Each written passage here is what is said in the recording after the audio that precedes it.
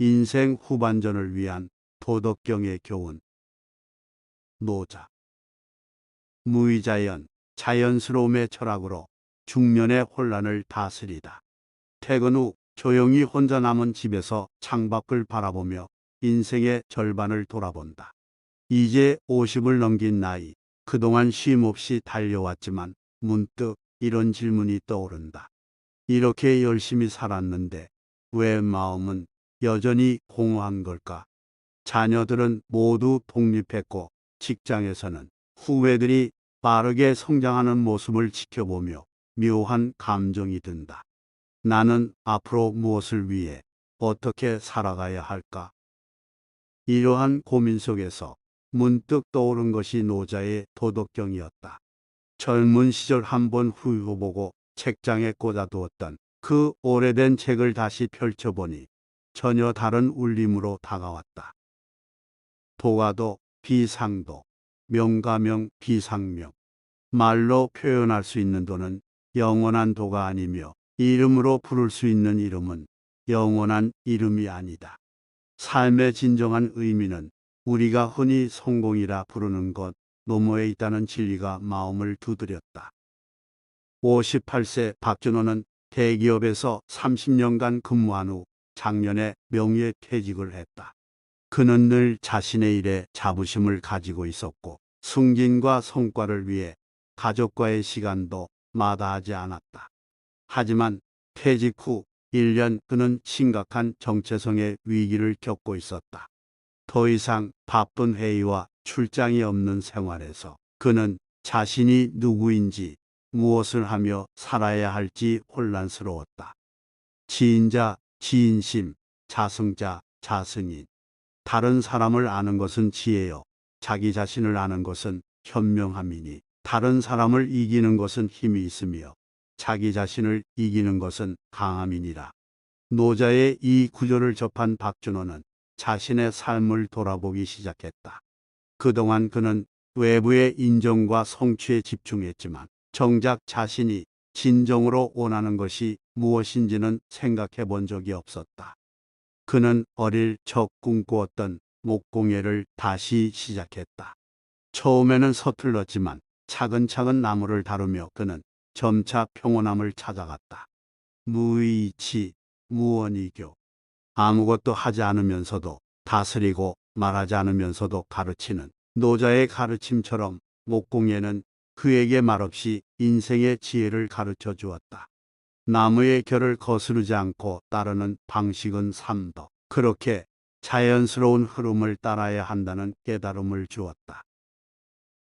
55세 김미영은 대학 교수로 활발히 활동하던 중 갑작스러운 건강 문제로 휴직을 하게 되었다. 평생 연구와 강의에 모든 에너지를 쏟아부었던 그녀에게 갑작스러운 휴식은 고통스러웠다. 그녀는 자신의 가치가 업적과 성과에서 나온다고 생각했기 때문에 아무것도 하지 않는 시간은 그저 불안함과 초조함만 가져왔다. 위무의증무불치. 무의를 행하면 다스려지지 않는 것이 없다. 친구의 권유로 참석한 명상 모임에서 김미영은 이 구절을 접했다. 처음에는 의심스러웠지만 그녀는 매일 30분씩 명상을 시작했다. 점차 그녀는 자신의 내면을 들여다보는 시간을 갖게 되었고 그동안 보지 못했던 자신의 모습을 발견했다. 끊임없이 인정받기 위해 달려온 자신, 성취 뒤에 숨겨진 불안감, 그리고 자신을 돌보지 않았던 시간들. 수선 택후, 수약 택강. 물은 낮은 곳으로 흐르고 부드러운 것이 강한 것을 이긴다. 김미영은 자신의 몸과 마음에 귀 기울이며 천천히 회복해 갔다.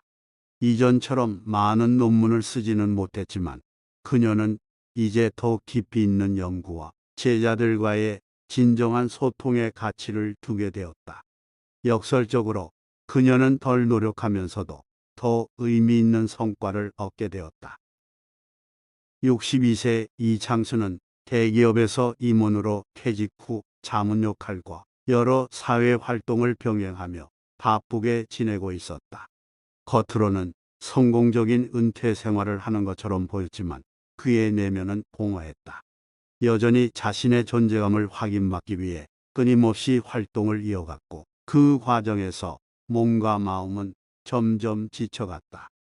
어느 날 그는 오랜 친구의 부고 소식을 들었다. 항상 건강하고 활력 넘치던 친구의 갑작스러운 죽음은 그에게 큰 충격을 주었다. 반자도 동자도 돌아가면 너의 움직임이다.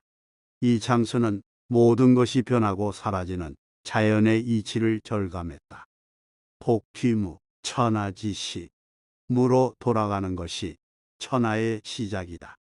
이 장소는 자신의 활동을 줄이고 정원을 가꾸는 일에 관심을 갖기 시작했다. 식물을 키우며 그는 자연의 순환과 시간의 흐름을 체험했다. 씨앗을 심고 새싹이 자라고 꽃이 피고 시들어가는 과정에서 그는 인생의 흐름을 이해하게 되었다. 지적불력, 지지불치, 족함을 알면 욕심이 없고 그침을 알면 위태롭지 않다. 이 장수는 이제 더 많은 성취나 인정보다는 현재의 순간을 충실히 살아가는데 집중하게 되었다. 그는 종종 인근 노인 요양시설을 방문해 정원 가꾸기를 가르치며 처음으로 무언가를 주는 기쁨을 알게 되었다. 57세 최영희는 자녀들이 모두 독립하고 남편과 둘만 남게 된 후 심각한 빈둥지 증후군을 경험했다. 30년 넘게 자녀 양육과 가정을 꾸려온 그녀에게 갑작스러운 공허함은 감당하기 어려웠다. 무엇보다 남편과 단둘이 보내는 시간이 어색하고 불편했다. 귀근 증생, 복명일상, 근본으로 돌아가면 생명의 본질이니 본성으로 돌아가면 영원한 삶이니라.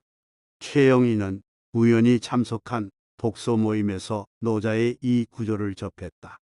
그녀는 자신의 정체성이 어머니라는 역할에만 국한되어 있었음을 깨달았다.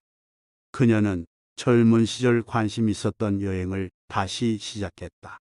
처음에는 남편과 함께 했지만 점차 혼자만의 여행도 즐기게 되었다. 낯선 곳에서 그녀는 새로운 자신을 발견했다. 지인자명, 자케자수. 남을 이해하는 자는 지혜롭고 자신을 이해하는 자는 현명하다. 여행을 통해 최영희는 자신의 내면과 마주하는 시간을 가졌고 그동안 미루어 두었던 자신만의 꿈을 되살렸다. 최영희는 여행 경험을 바탕으로 중년 여성들을 위한 소규모 여행 모임을 만들었다.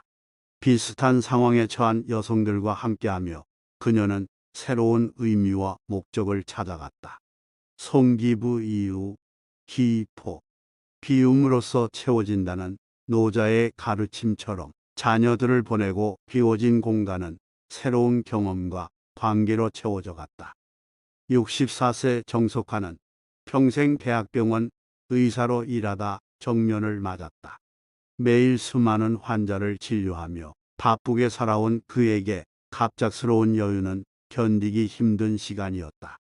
특히 그는 병원에서의 자신의 지위와 권위를 상실한 것에 큰 상실감을 느꼈다. 거대성이, 대성약이, 대백약흑. 크게 완성된 것은 마치 부족한 것 같고 크게 충만한 것은 마치 비어있는 것 같으니 이 구조를 통해 정석화는 자신의 인생에서 진정으로 중요한 것이 무엇인지 돌아보게 되었다. 그동안 그는 환자를 치료한다는 명목 하에 정작 자신의 가족과 친구들과의 관계는 소홀히 했다. 그는 의대 시절 친구들과 밴드를 결성해 음악을 즐겼던 젊은 시절을 떠올렸다.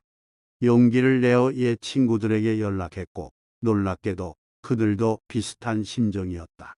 40년 만에 그들은 다시 밴드를 결성하여 매주 모임을 갖게 되었다. 선장자 불쟁. 잘 다스리는 자는 다투지 않는다. 음악을 통해 정석화는 경쟁과 성취가 아닌 조화와 협력의 기쁨을 다시 경험했다. 밴드 활동은 점차 확대되어 요양원과 병원에서 작은 공연을 하게 되었다. 이전에는 환자를 치료하는 의사였지만 이제 그는 음악으로 마음을 치유하는 역할을 하게 되었다. 대도, 치도 상황. 크게 통하는 도는 넘쳐 흐르듯 사방으로 가니 정석화는 은퇴가 끝이 아닌 새로운 시작임을 깨달았다. 59세 황미숙은 대기업 인사팀장으로 일하다 명예퇴직을 선택했다. 평생 일과 가정의 양육을 위해 노력해온 그녀는 이제 자신만의 시간을 갖게 되었지만 모든 일에 완벽을 추구하던 그녀는 은퇴 후에도 새로운 목표를 세우고 바쁘게 지내려 했다. 재취업을 위한 자격증 공부, 외국어 학습, 봉사활동 등 그녀의 일정표는 여전히 빽빽했다. 그러나 어느 날 갑작스러운 몸살로 일주일간 아무것도 하지 못하게 되었다.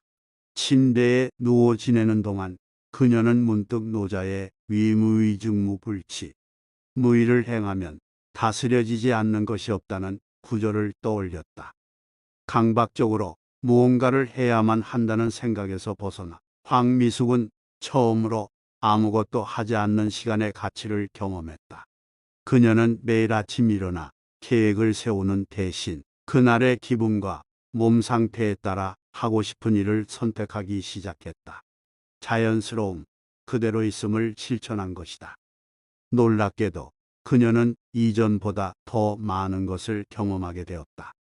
우연히 들른 도서관에서 흥미로운 전시를 발견하거나 동네 산책 중 만난 이웃과의 대화에서 새로운 기회를 얻기도 했다. 도생일, 일생이, 이생삼, 삼생만물. 도에서 하나가 생기고 하나에서 둘이 생기고 둘에서 셋이 생기고 셋에서 만물이 생긴다. 예상치 못한 경로로 그녀의 삶은 더욱 풍요로워졌다. 중년의 위기를 겪는 이들에게 노자의 철학은 왜 이토록 큰 울림을 주는 것일까? 그것은 아마도 인생의 절반을 달려온 이들이 맞닥뜨리는 본질적인 질문들과 맞닿아 있기 때문일 것이다. 나는 무엇을 위해 살아왔는가? 남은 인생은 어떻게 살아야 하는가? 지적, 불력, 길수, 족함을 알면 욕심이 없어 오래 살 수 있다. 50, 60대가 된 우리는 이제 남들의 시선에서 벗어나 자신만의 가치와 의미를 찾아가야 할 때이다. 경쟁과 성취보다는 조화와 균형을, 물질적 풍요보다는 내면의 평화를 추구하는 삶으로의 전환이 필요하다. 도복 자연. 도는 자연을 본받는다. 자연의 순리를 따르는 것. 그것이 바로 노자가 말하는 도의 핵심이다. 봄에 피어 가을에 지는 꽃처럼 인생에도 때가 있음을 인정하고 받아들이는 것이 중요하다.